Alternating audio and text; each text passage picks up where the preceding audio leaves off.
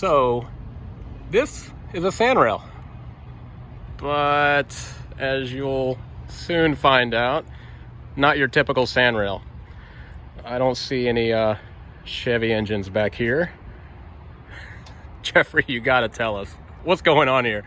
Well, you know, I have a love for turbines, and anything turbine powered, you know, is something, you know, that I've always wanted.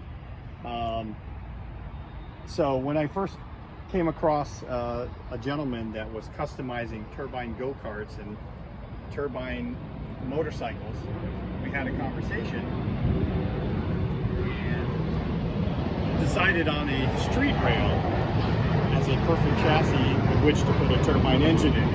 So this was born, a turbine street rail. It took 3 years to custom build it. He built everything by hand. I mean, fabricated every single piece on this street rail. And you know, there's really no rational reason as to why someone would build something like this. I guess the simple answer is why not? Because it really makes no sense. It's a sandrail chassis that will never see sand, because obviously turbines and sand don't mix very well. So it's really a street rail, something that, you know, you would drive around a large piece of property perhaps, or I'm not even sure.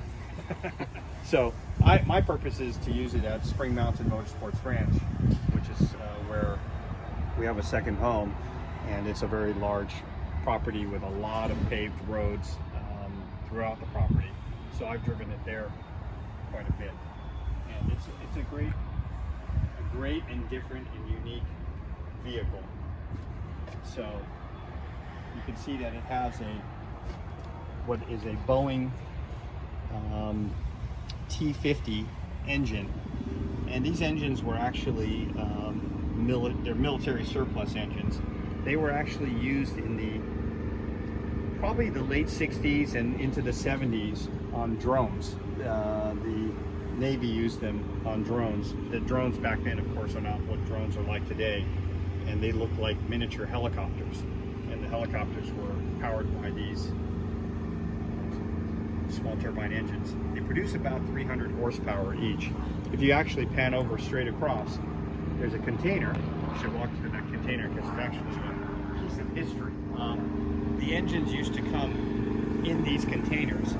They would be literally dropped by parachute, you know, into the ocean next to the aircraft carriers or the battleships, and then they were retrieved out of there as you know, spare engines for the drones. They're pressurized, waterproof containers, and as you can see, that, you know, nobody can even move that thing. I think it weighs 600 or 700 pounds by itself.